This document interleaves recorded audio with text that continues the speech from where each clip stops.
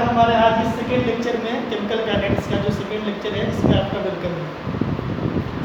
हमने जो इंट्रोडक्शन का लेक्चर किया था पहला, उसमें मैंने बताया था कि हम लोग केमिकल काइनेटिक्स में पढ़ने वाले क्या हैं।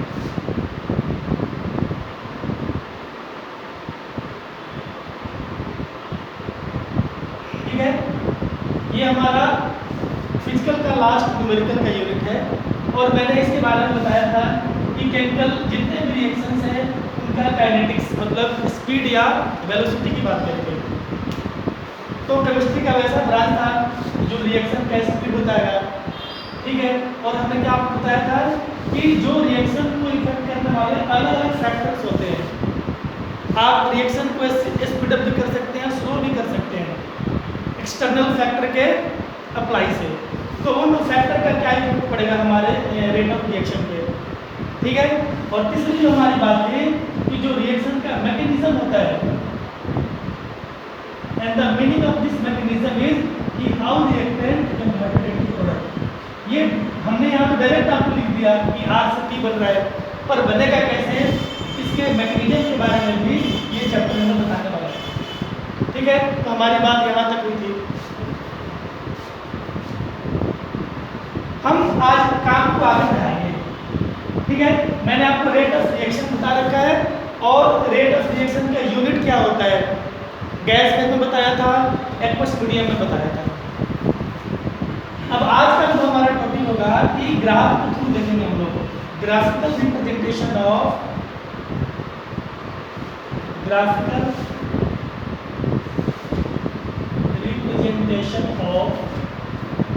Rate of reaction.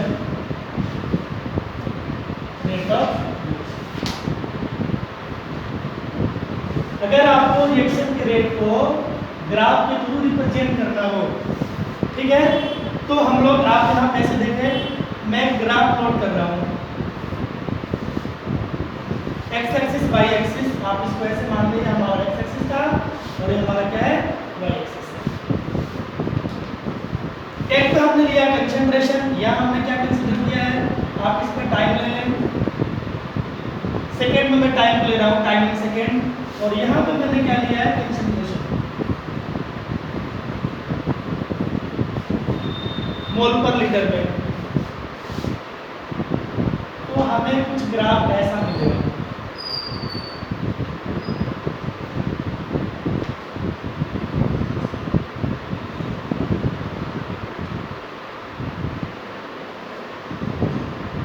आप इसको अगर केयरफुली वॉच करेंगे तो आप ये देखेंगे, देखो मैंने आपको क्या बताया है कि हमने इसको यहाँ से मैच करा दिया और इस चीज को यहाँ से ऐसे मैच करा दिया।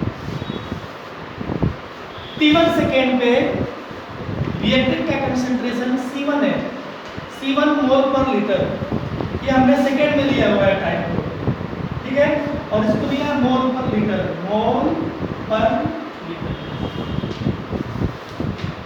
तो जब हमारा टाइम बढ़ा T1 से T2 हो गया तो कंसंट्रेशन आप देख रहे हैं कि C1 से C2 डिक्रीज कर गया, ये नीचे आ गया। मतलब टाइम के साथ कंसंट्रेशन में चेंज हो रहा है, और टाइम के साथ कंसंट्रेशन में चेंज होना इसी को तो हम बोलते हैं रेट ऑफ रिएक्शन। ठीक है, पर हम लोग यहाँ पे बात करेंगे क्या, R average rate of reaction. हमें टाइम इंटरवल और कंसंट्रेशन में चेंज चाहिए। तो चेंज आपके पास कितना होगा कंसंट्रेशन में, final concentration minus initial concentration by final time minus initial time. ठीक है, इसे आप लिख सकते हैं delta C by delta T, और कंसंट्रेशन के लिए आप ऐसा ब्रैकेट लगा देते हैं। तो ये हमारे पास क्या बन गया, it is the average rate of reaction. ये क्या है, एवरेज रेट। जब आप दो अलग टाइम में, टाइम इंटरवल में अगर आप रेट निकालते हैं तो हमारे पास वो एग्जैक्ट रेट नहीं होता, हम वहाँ पे एवरेज की बात करते हैं, and that is known as average rate of reaction. Final concentration minus initial divided by final time by initial time, और इसी को हमने मैथमेटिकल वे में शॉर्टकट में ऐसा लिखा delta C divided by delta T। और जब भी हम न्यूमेरिकल बनाते होते हैं तो वहाँ पे हम एवरेज रेट की बात करते होते हैं, एग्जैक्ट रेट की बात नहीं करते हम। ठीक है, और एक हमारे पास और क्या होगा, मान लो कि मैंने यहाँ पे टाइम का मान लिया t मान लिया या t सेकेंड मान लिया, और इस मोमेंट पे हमारे पास जो कंसंट्रेशन बचा हुआ है वो कितना है c'। मैं इस पर्टिकुलर टाइम पे, मैं केवल t' वाले टाइम पे रेट निकालना चाहता हूँ, तो मेरे को एग्जैक्ट रेट मिलेगा और उसको बोलते हैं हम लोग r इंस्टेंटेनियस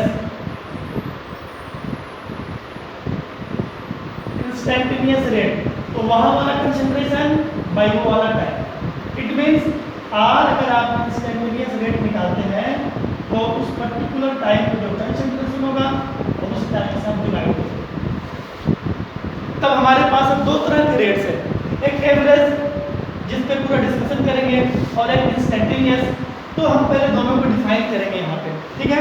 मैं आपको बताने वाला हूँ आर एवरेज, कि एवरेज रेट ऑफ रिएक्शन होता है क्या, ठीक है। तो आप यहाँ से लिखें द चेंज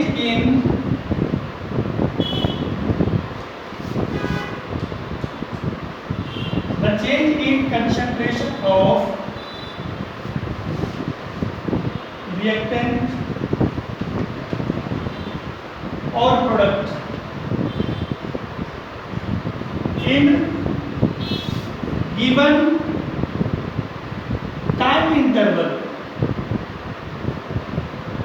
मतलब दो टाइम के बीच जो कंसंट्रेशन में चेंज हुआ वहां रेट की बात कर रहे हैं हम लोग। Given time interval is called average rate of reaction, average rate of reaction. और हमें जब भी इसको न्यूमेरिकल बनाने की नीड होगी तो हमें ये सिंगल सा फॉर्मूला अप्लाई करना है कि R average equal to C2 minus C1 by T2 minus T1। अगर आपको इसमें रेट नेगेटिव आ जाए तो इसका मतलब होता है कि टाइम के साथ रिएक्टेंट का कंसंट्रेशन कम हो रहा है। और नेगेटिव कब आएगा बेटा, जब हमारा C1 बड़ा होगा, ठीक है ना, जब हमारा C1 बड़ा होगा। और पॉजिटिव आए तो हम प्रोडक्ट के रिस्पेक्ट में बात करते होते हैं, टाइम में चेंज हमेशा आपका पॉजिटिव आने वाला है, ठीक है। तो मैंने आपको बता दिया कि एवरेज रेट क्या है, एवरेज रेट क्या होता है। अगर आप इंस्टेंटेनियस की बात करते हैं, ठीक है, फिर एग्जैक्ट आपको आइडिया देगा, पर इसको निकालना मुश्किल है क्योंकि एक पर्टिकुलर कंसंट्रेशन पे पर्टिकुलर टाइम पे कंसंट्रेशन मेजर करना ये इम्पॉसिबल सा चीज है। और खासकर वेरी फास्ट रिएक्शन में तो निकाल ही नहीं सकते कभी भी। मॉडरेट वाले में आप निकाल सकते हो, स्लो में नहीं निकाल सकते, फास्ट नहीं निकाल सकते। तो in general we are going to talking about average rate of reaction, ठीक है। तो ये हमारे पास क्या बनेगा, मैं इसको भी डिफाइन कर दूं तो it is rate of reaction at any instant. दूसरी बात, it give the idea of exact rate of reaction. तो आप ग्राफिकली ऐसे बता सकते हैं इस चीज को, ठीक है। और हमें जब न्यूमेरिकल बनाने की नीड आएगी तो हम ये बात यहाँ से कर लेंगे, ठीक है। तो एक बार आप इसको राइट डाउन कर लें, फिर हम आगे इसको प्रोसीड करेंगे।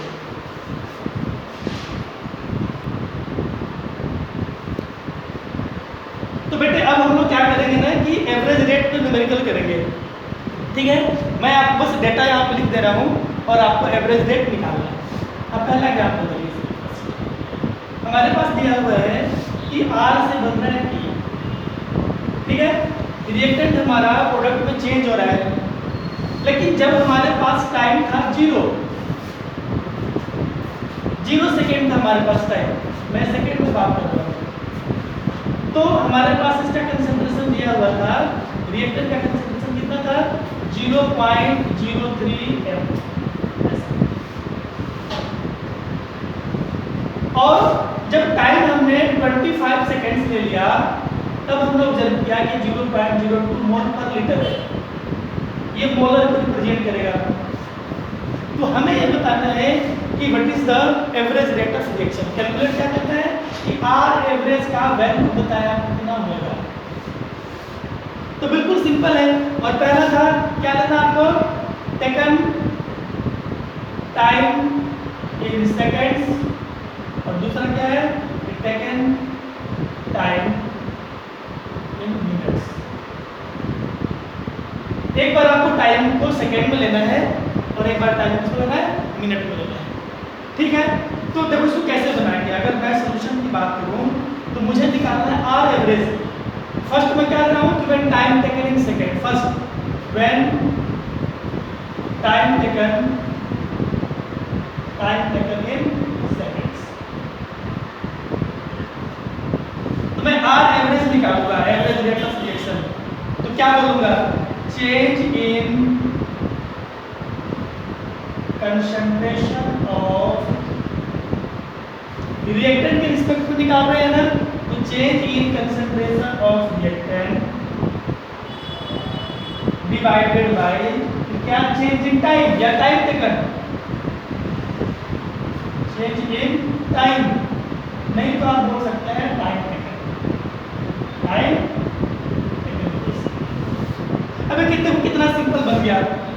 Change in concentration final minus initial, ये हमारे पास फाइनल है कितना 0.02 माइनस शुरू में कितना था हमारे पास, तो बेटा ये था 0.03 मोल पर लीटर, और टाइम 0 से 25 हो गया, तो जाहिर सी बात है टाइम टेकन कितना हो गया, 25 सेकेंड्स हो गया।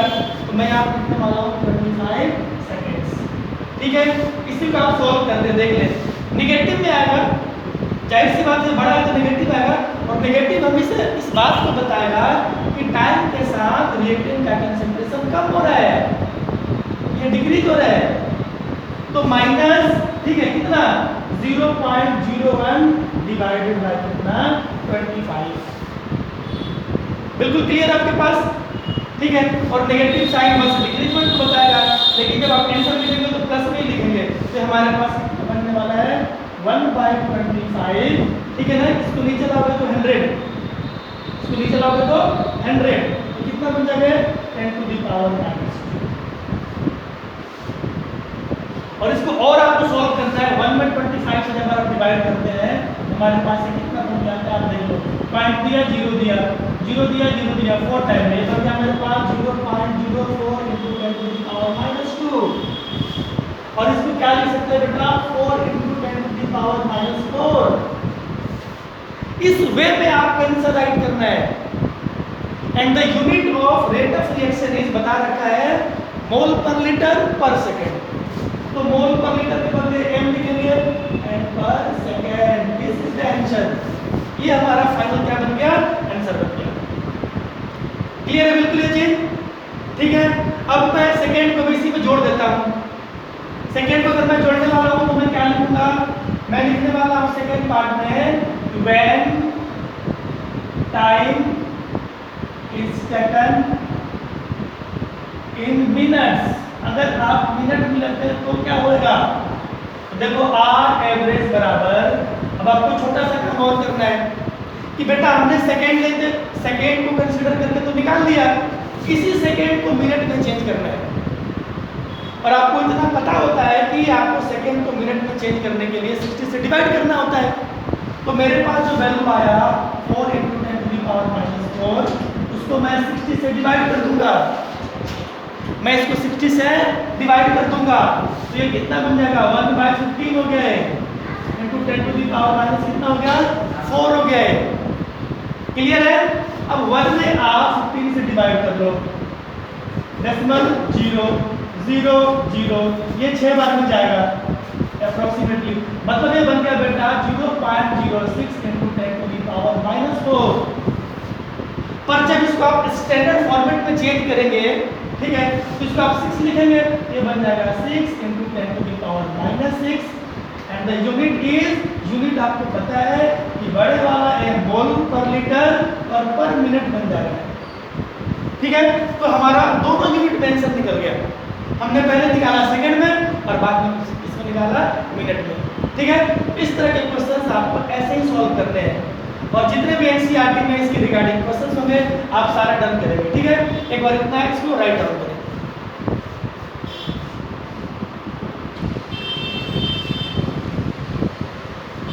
अब यहाँ से हम लोग एक न्यूमेरिकल और करेंगे जो पहले वाले से थोड़ा सा डिफरेंट है, ठीक है।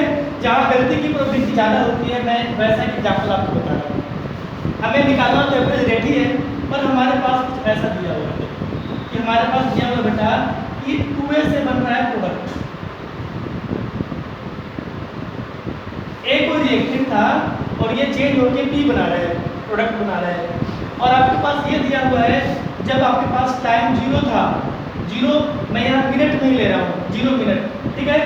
ये हमारे पास 0.4 मोलर था, और जब हमने टाइम को 10 मिनट्स कर दिया, 10 मिनट्स, तो हमने ऑब्जर्व किया कि 0.3 मोलर बन गया। तो during this time interval we want to calculate the average rate of reaction. आपको क्या करना है, find our average in given time interval. तो हमारे पास जो गलती होती है कि हम इसको कंसिडर नहीं करते टू को, ठीक है। अगर मैं इसका आपको सोल्यूशन बता दूं तो हमारे पास आर एवरेज जो बनेगा वो बनेगा माइनस, इससे आप डिवाइड करेंगे माइनस हाफ, ठीक है, change in concentration of air by change in time. ये हम गलती करते हैं कि 2 से डिवाइड ही नहीं करते होते। और मैंने आपको एक्सप्रेशन में बता रखा है कि जो कोफिशिएंट होता है ना, उससे डिवाइड करके नेगेटिव साइन लगा के रेट का एक्सप्रेशन राइट करते होते हैं, ठीक है। अब हमारे पास अब क्या बन जाएगा कि आर एवरेज इक्वल टू 1/2, चाहे तो आप माइनस ले लें यहाँ पे, ठीक है।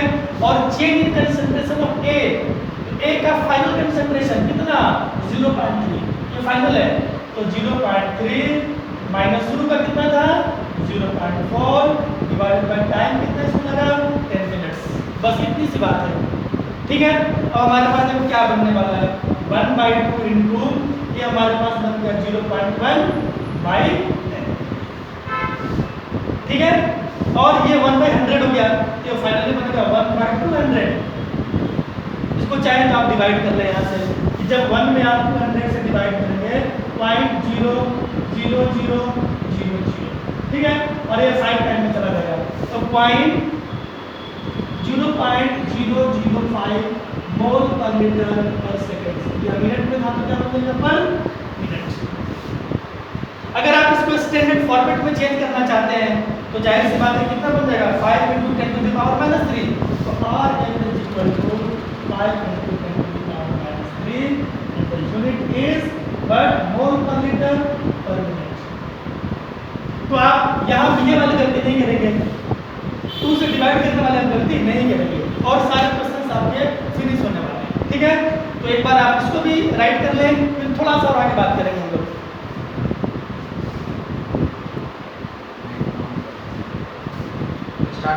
तो बेटे अब मैंने आपको रेट के रिगार्डिंग न्यूमेरिकल्स बताया, अब थोड़ा सा एक चीज़ और करने वाले हैं कि रिएक्शन कितने टाइप्स के होंगे रेट के अकॉर्डिंग। तो हमारा टॉपिक है कि types of reactions on the basis of time second, ठीक है। तो ये बिल्कुल सिंपल सी बात है, पर मैं आपको एग्जाम्पल बता रहा हूँ कि कैसे आप प्रिडिक्ट करेंगे कि हमारा रिएक्शन किस कैटेगरी में आएगा, ठीक है। पहला जो हमारे पास होता है वो होता है वेरी फास्ट रिएक्शन।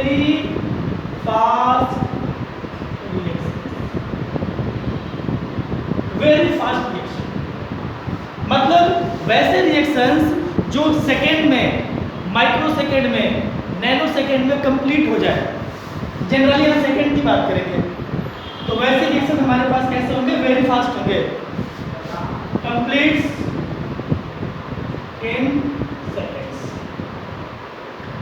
और बेटा इसकी जो खास बात होती है कि जो रिएक्शन बहुत ही फास्ट होगा उसके रेट को स्टडी करना डिफिकल्ट है, इसके मैकेनिज्म को भी निकालना डिफिकल्ट है। The study of rate of reaction and it's mechanism, और मैकेनिज्म का मतलब क्या होता है कि रिएक्टेंट से प्रोडक्ट बनेगा कैसे, इज वेरी डिफिकल्ट। मतलब हम लोग कभी भी जो वेरी फास्ट रिएक्शंस है उसके मैकेनिज्म की बात ही नहीं करेंगे, क्योंकि निकाल ही नहीं सकते, ठीक है। और उसके रेट को भी स्टडी करना एक मुश्किल सा काम है। एग्जाम्पल के लिए आप देख लो कि जितने भी आयोनिक रिएक्शंस होते हैं, ऑल आयोनिक रिएक्शंस, और मैं इसका एक छोटा सा एग्जाम्पल आपको बता दे रहा हूँ।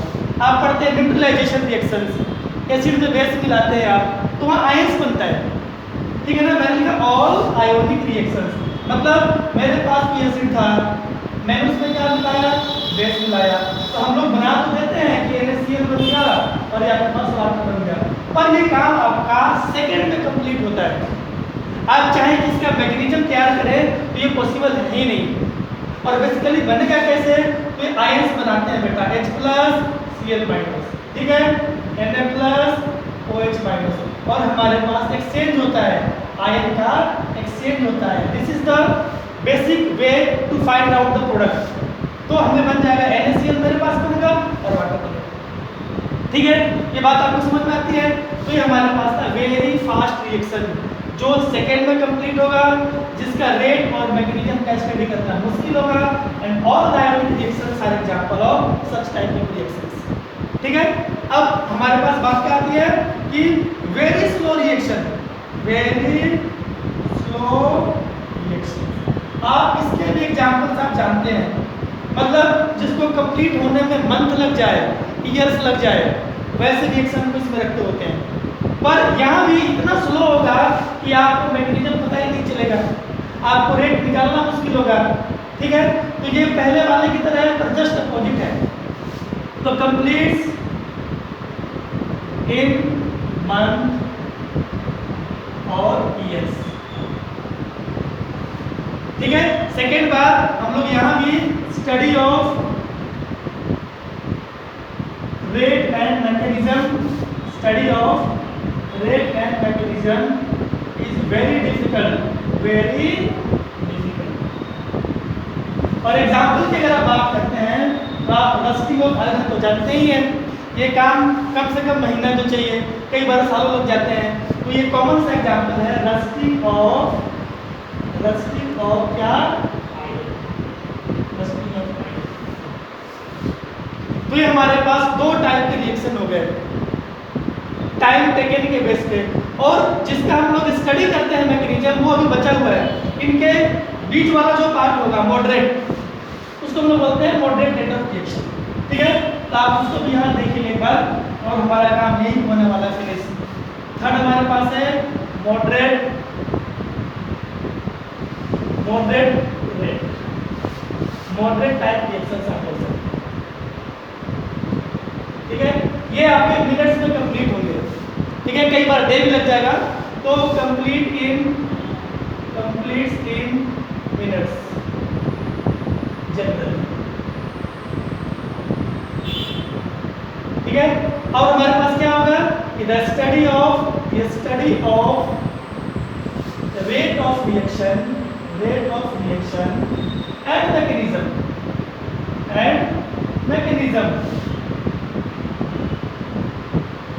इज फिजिबल, मतलब ये काम आप यहाँ पे कर सकते हैं। तो हम लोग जितने भी रिएक्शंस पढ़ेंगे इस चैप्टर के अंदर वो हमारे मॉडरेट वाले ही होंगे, जिसका हम लोग मैकेनिज्म निकालेंगे और जिसके हम लोग रेट की बात करेंगे, ठीक है। तो बेटा आज का लेक्चर हमारा होता है फिनिश, कल हम इस बात को आगे बढ़ाएंगे। आप यहाँ तक एक बार काम को डन करें, ठीक है। Thank you.